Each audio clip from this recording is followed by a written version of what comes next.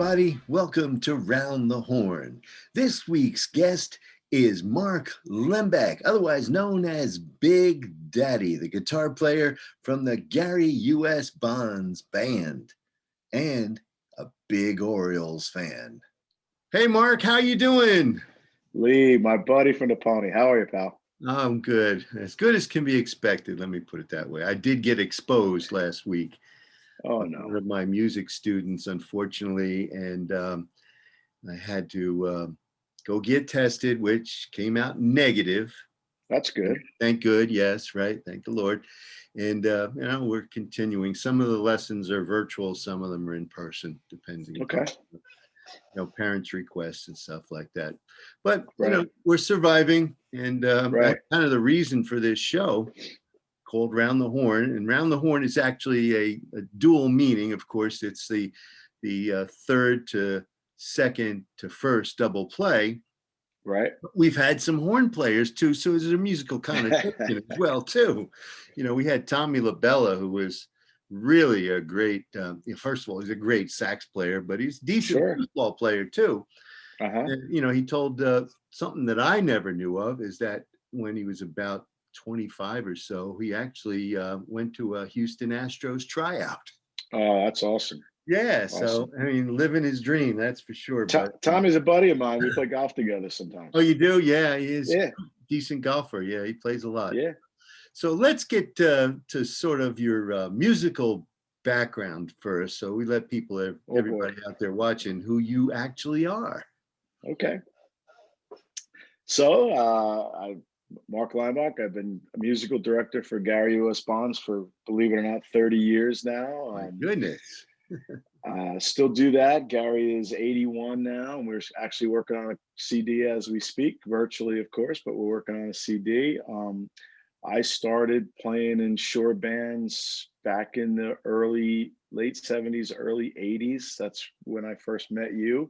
I actually started playing in a local band called the Moondoggies, and we used to open for La Bamba on Wednesdays. I don't know if you remember that or not. Absolutely, sure. And then I was with Eddie and the Cruisers for a long time. Eddie Testa's still around the shore, and I played guitar for them for a long time, and that's where I kind of knew you better from them, because we used to open for everybody at all the national acts. We were kind of like the opening act for all the national acts down the shore. Exactly. And I'm still friends with all those guys. Sure. So, that's one of the things that, we were always careful about when we chose an opening act, whether they're going to bring people or whether they're going to bore people to death. And your band was always a great band.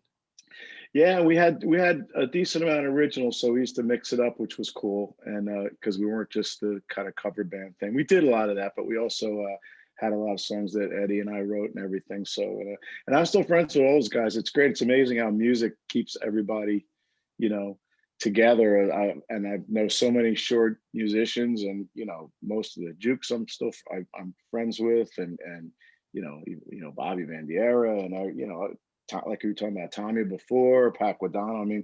There's so many people that I'm still friends with, thank goodness, down the shore from that music scene. And then after I started playing with Gary, I started backing up oldies acts. So I've played guitar for quite a few.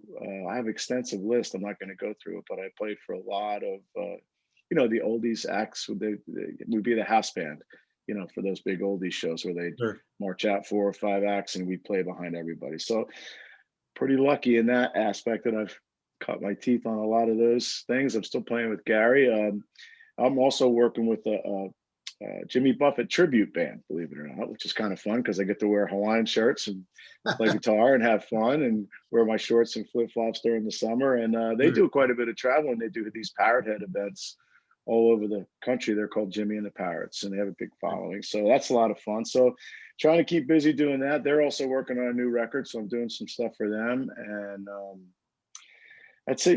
During these times, I haven't done any. I did a live stream with a guy named Mark Sacco the other night. You might know Mark Sacco. He plays with Glenn Burtnick. He's a big baseball guy. He actually coaches professionally. He gets actually paid to coach, which is pretty cool. No kidding, right? Wow. Yeah, so you'll have to get him on your show one I day. He's a will. I'm great. going to write that down He, right now. yeah, he's a big Dodger fan, but he's also like I said, he coaches out in the Hamilton area in Okay, Hamilton, New sure. Jersey, where he lives. But Right. mostly little league stuff. But he is a great coach, great guy, and a huge baseball fan. Anyway, he has a studio. We did a live stream from there Tuesday night, which was a lot of fun. I have a blast because I haven't been doing very many shows. So Sure. Yeah. that's it. Still Well, trying to keep it going. it's getting to be popular doing the streaming stuff, and especially Mhm. I think it actually brings music to a lot more people as opposed to just playing in the clubs. There's some people that just don't want to go out anymore. Yeah. And even when, we were still doing some live stuff, there were people say, well, I haven't been to a club in many years. And so, hopefully things will start to get better. We don't know yet for sure. I hope so. My wife was a nurse Oh, at is she? Center State, Oh, right. and she got her 2 vaccine shots, and so I kind of get the buzz through her about what's going on. So, Right. but as usual, our government is running the vaccine program, which is kind of a nightmare. So, Yeah. Well, you can't do anything about it. I know some oh, people that I know in New York have gotten it, and mhm. I'm on the list, but Me haven't gotten too. a call yet. Let's Keep stuff. talk some baseball. Let's Tell do me it. about your early baseball experiences. Well, I grew up in Baltimore in my early years, and my grandfather was a big Orioles fan, and so I used to go to. He used to take me to a lot of games, and I have actually.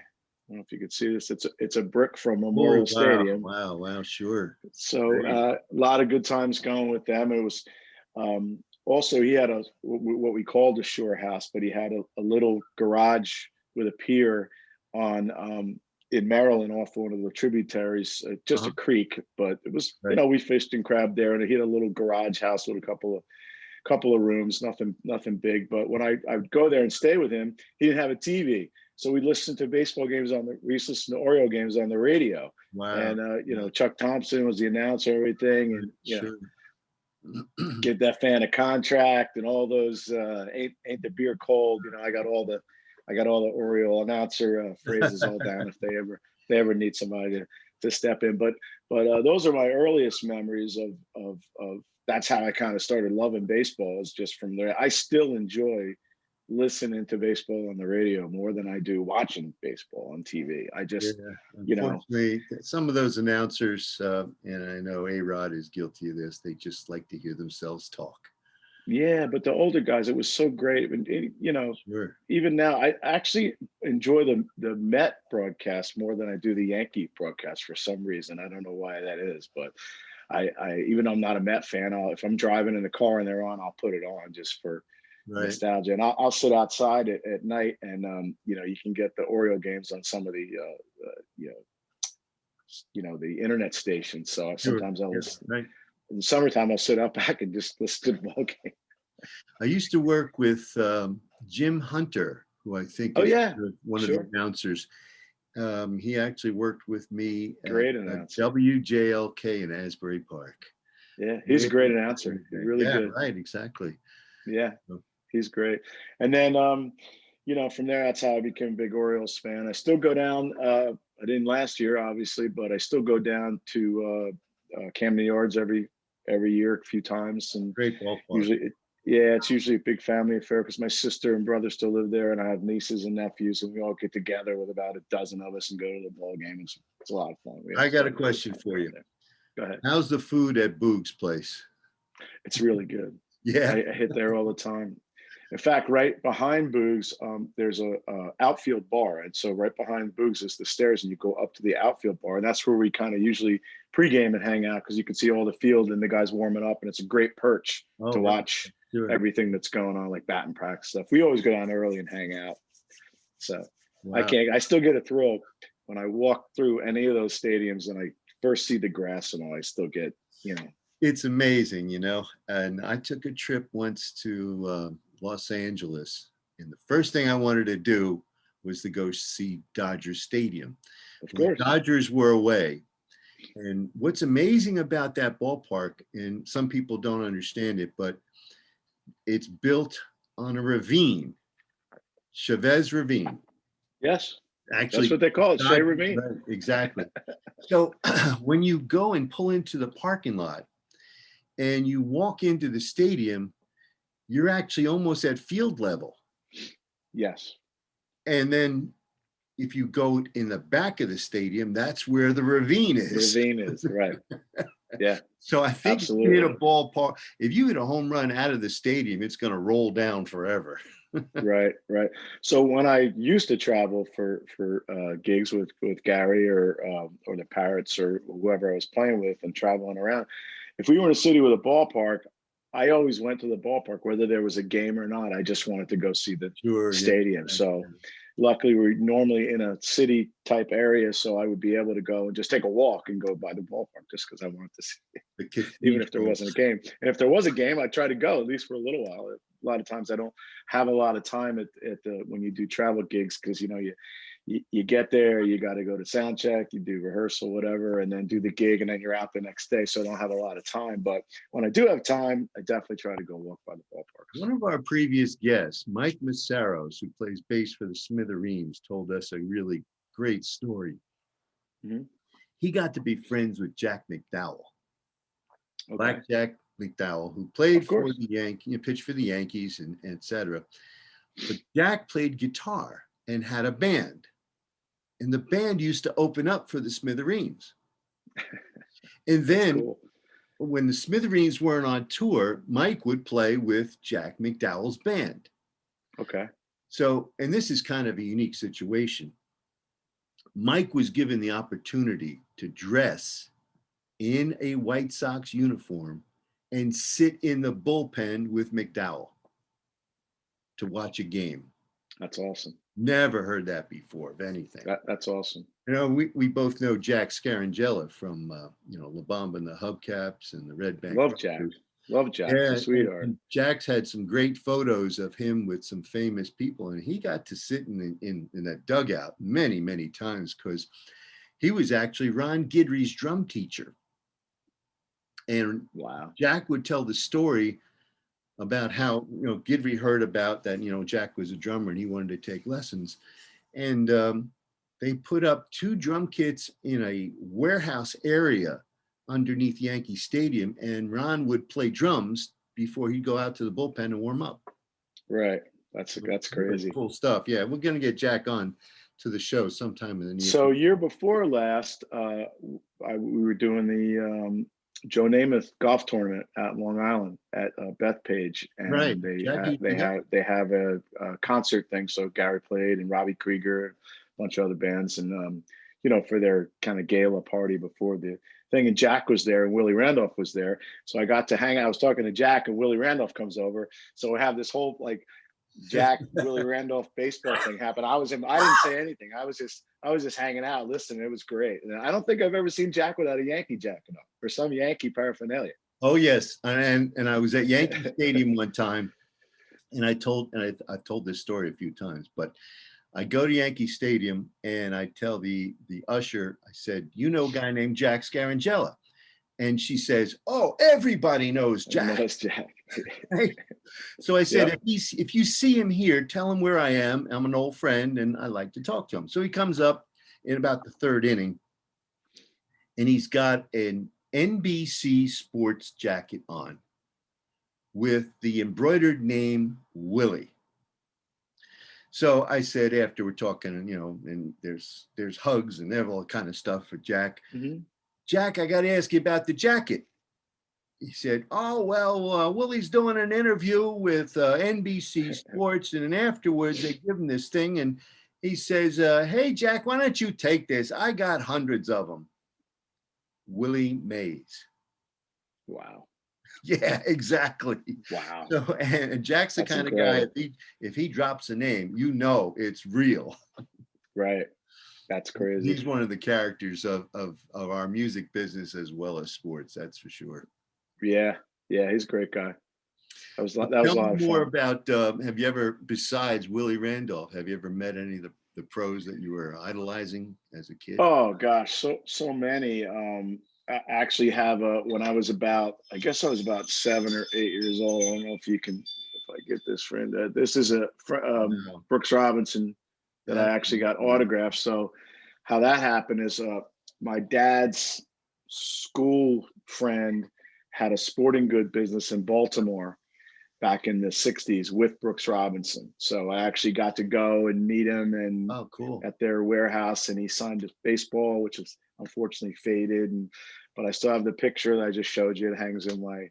my Yeah. office. And again, early memories of being an Orioles fan. I love that team with Boog and Frank, and I mean, Andy Etchebarren and Mark Belanger at short. I mean, I could Paul Blair and say I could One of go the on and greatest, on. It was one of the just greatest teams of all times. all time at 420 game winners. I mean, it was baseball nirvana. I mean, and then they lose to the Mets.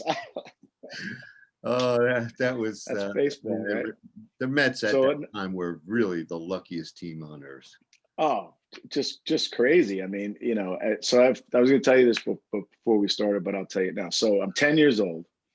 I live in Baltimore. I'm a huge Orioles fan. I'm a huge Baltimore Colts fan. They're the two best teams in their both sports. Right. They Sure. lost to the Jets and the Mets. That's right. And I was 10 years old, so I'm devastated. I mean, you have two of the best teams ever, and you lose to, Joe Namath, I met Joe many times with Gary. He's a sweetheart. I just love him, Sure. to Yes, death. indeed. Yeah. And he, but I was 10 years old. I was absolutely devastated. So the first time I ever met Joe Namath, I said to him, you killed me, and I was 10 years old. He goes, yeah, sorry, I did that to a lot of people.